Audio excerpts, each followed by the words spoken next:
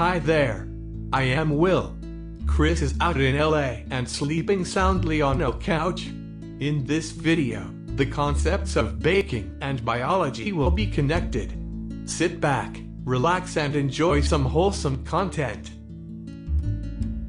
Let's talk about yeast before we begin. Yeast is a single-celled organism used for fermentation in both brewing and rising.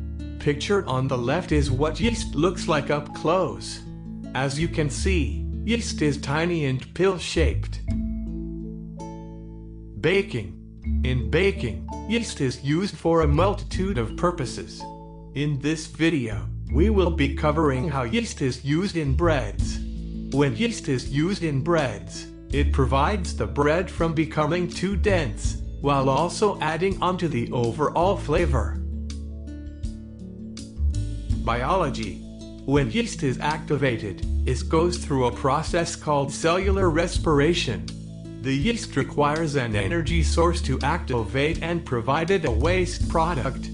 The energy source of the cell is sugar, and the waste product is carbon dioxide.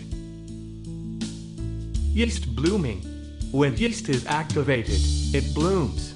When blooming occurs, it begins the process of cellular respiration for the yeast.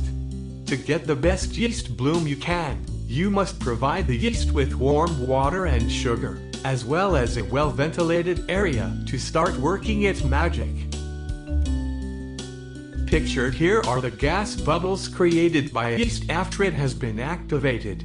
When the dough has formed from the ingredients, it must undergo proofing, which allows these gas bubbles of carbon dioxide to form.